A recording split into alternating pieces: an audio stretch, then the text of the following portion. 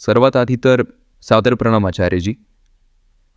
माझा प्रश्न असा आहे की नुकतंच मी पाहत होतो तर करप्शन जे आहे, मग ते भारताबद्दल असो किंवा जागतिक पातळीवरही असो, तर एक खूप मोठा मुद्दा आहे. आणि तुलनेनं जर आपण पाहिलं तर भारतात करप्शनचा दर जो आहे तो सामान्य देशांच्या तुलनेत जास्तच आहे. जे बाकी विकसित देश आहेत किंवा जे विकसित नाहीत सुद्धा, भारतात त्यांच्या तुलनेत खूप जास्त दर आहे करप्शनचा. आणि जर याबद्दल बोलायचं झालं तर जर मी एखाद्या सामान्य भारतीयाला प्रश्न विचारतो की करप्शन अजूनही आहे, असं काही संपलेलं नाही आहे. भलेही कोणतीही सरकार आली किंवा बदलली, चेंज झाला, काही झालं, पण अजूनही ते जसंच्या तसं आहे. काही मोठा बदल नाही झाला. तर अनेक लोकांचा तर्क त्यावर हा येतो की आधी करप्शन व्हायचं, पण ते फक्त करप्शनच होतं. आता जे आहे करप्शन होतंय तर त्याच्यासोबतच विकास पण होतोय. म्हणजे जर 100 रुपये कोणी कुणाकडून घेतले तर ते भलेही 30 खातायत, पण 70 ते विकासात खर्च करून टाकताय. तर करप्शनला आपण पूर्णपणे निग्लेक्ट नाही करू शकत. ते सिस्टीममध्ये राहील. तर याचं मानसशास्त्र काय आहे? काय करप्शनची पण काही टॉलरेशन लिमिट आहे किंवा हे सामान्यपणे मला तर योग्य वाटत नाही. पण यावर ही गोष्ट कुठून येते की प्रत्येक व्यक्ती ज्याला हे विचारावं तो हेच बोलतो की अरे ठीक आहे, थोडंफार तर चालणारच ना. ज्याला जेवढं मिळतं तितकं कमीच वाटतं. प्रत्येक माणूस आपली चादर थोडी अजून पसरवू इच्छितो. हीच गोष्ट आहे. साधारण गोष्ट आहे इच्छा. इच्छा पूर्ण करण्यासाठी जर इकडच्या तिकडच्या मार्गांचा वापर करावा लागला तर माणूस तो करतो. त्यात दोन गोष्टी असतात. एकतर जी तुमची व्यवस्था आहे ती एकतर इतकी स्वच्छ, योग्य आणि कडक असावी की ती बेकायदेशीर, अनैतिक मार्गांसाठी कोणताही वावच ठेवणार नाही, तर भ्रष्टाचार होणार नाही. जेव्हा आपण भ्रष्टाचार म्हणतो तेव्हा आपला रोग आर्थिक भ्रष्टाचाराकडे असतो, बरोबर? एक माणूस आहे जो लाच नाही खात पण कामात हलगर्जीपणा करतो, हा भ्रष्टाचार नाहीये का? कामचुकारी. एक माणूस आहे तो लाचही खात नाही, कामचुकारी करत नाही, पण आपल्या निर्णयांमध्ये तो पूर्वाग्रह दूषित आहे, हा भ्रष्टाचार नाहीये का? तर भ्रष्टाचार प्रत्येक प्रकारचे असतं, पण तुमचा प्रश्न सध्या लाचखोरीला घेऊन जास्त आहे, म्हणजेच आर्थिक भ्रष्टाचार.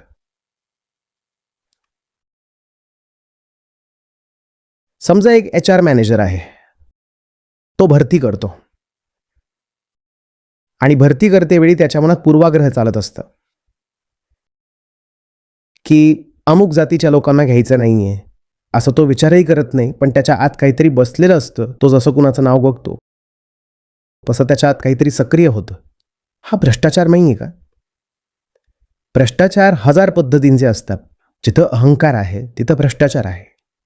तर तुम्ही असं म्हणू शकत नाही की एखादी व्यक्ती अहंकारी आहे पण भ्रष्टाचारी नाही. अहंकाराचं असणंच भ्रष्टता आहे.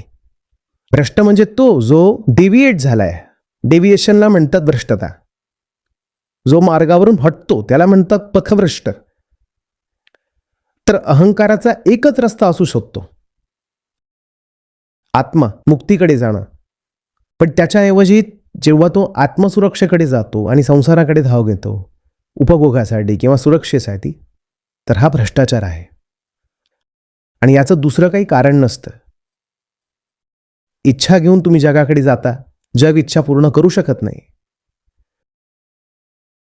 मग तुम्ही थोडा अजून प्रयत्न करता, 1000 रुपयात नाही जाणं, तुम्ही म्हणता 1500 जाऊ द्या.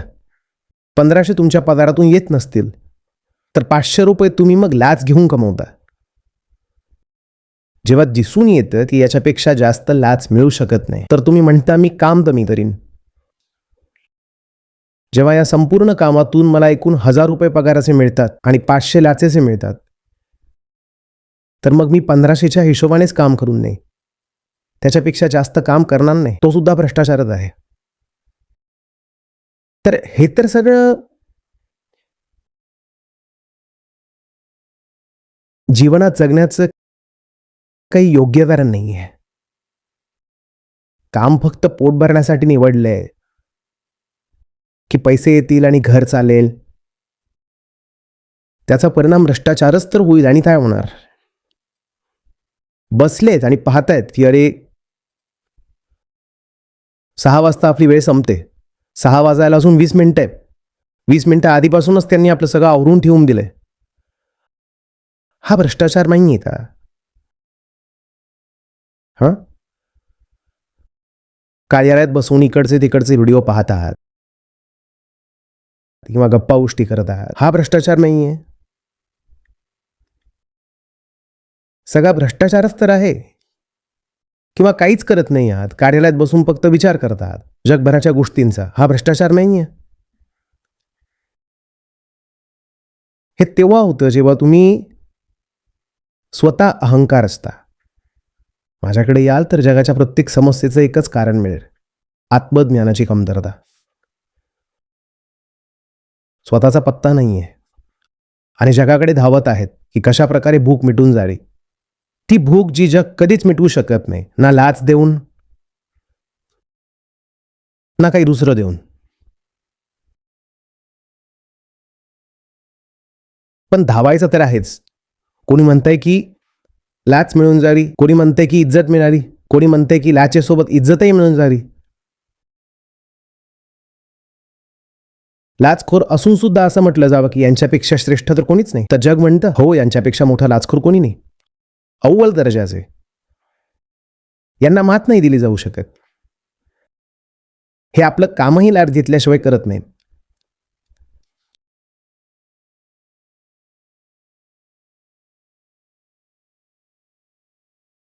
ना स्वतःचा पत्ता, ना जगाचा पत्ता. मग करणार काय? जिथे ओरबाडू शकता तिथे ओरबाडणार.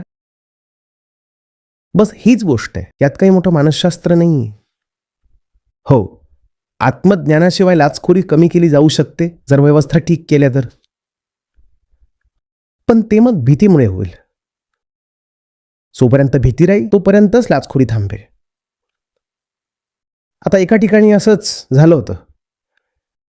त्यांनी सांगितलं की सरकारी कार्यालयात 70 ठिकाणी आम्ही CCTV लावून देऊ, जेणेकरून लाचखोरी कमी व्हावी. सगळ्यांचं सतत दिसेल की काय बोलणं चाललंय, काय होतंय, काय देवाणघेवाण आहे आणि काय नाही.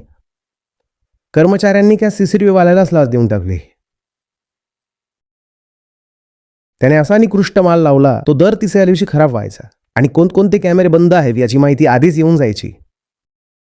हे खरंच घडलंय. आता सांगा,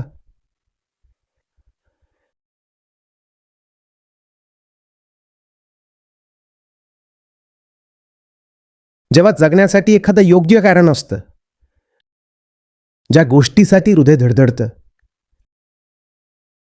तेव्हा हे सगळं डोक्यात नाही येत की पगारही मिळावा, वरून लाचही मिळावी, वरून कामही करावं लागू नये, वरून आपले पूर्वाग्रही लादावे आणि जेवढ्या प्रकारचा धूर्तपणा करता येईल तेवढा करावा.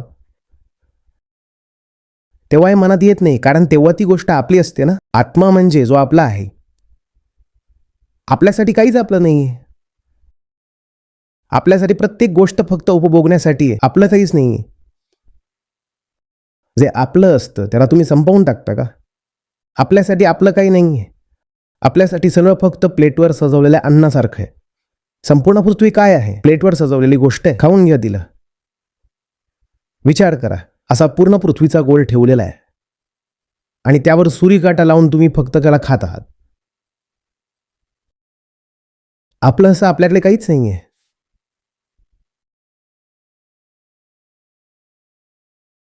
अहंकारासोबत असतं शोषण, आत्म्यासोबत असतं पोषण.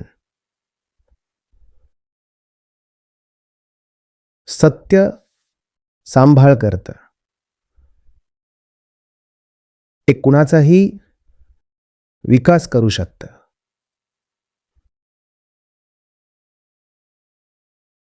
म्हणतात ना, धर्मो रक्षती रक्षितः. तर आत्म्यासोबत रक्षण चालतं आणि अहंकारासोबत भक्षण चालतं. जिथं अहंकार आहे तिथं भक्षणच होईल. म्हणूनच आपण म्हणतो लाच खाणे. खाणे म्हणजे भक्षण करणे. बुभुक्षा, तर मुमुक्षा नसेल तर बुभुक्षा असेल. भक्षण, खाऊन टाकलं. तो खातोय, पैसा थोडीच खातोय, सगळं काही खातोय. संपूर्ण पृथ्वी खाऊन गेला. त्याला फक्त खायचंय, त्याचं एवढं मोठं तोंड आहे. अहंकाराचं जर चित्रण करायचं असेल तर असंच करा की फक्त एक मोठं उघडलेलं तोंड आहे आणि काहीच नाही, फक्त एक उघडलेलं तोंड म्हणजे त्याचं अस्तित्व आहे.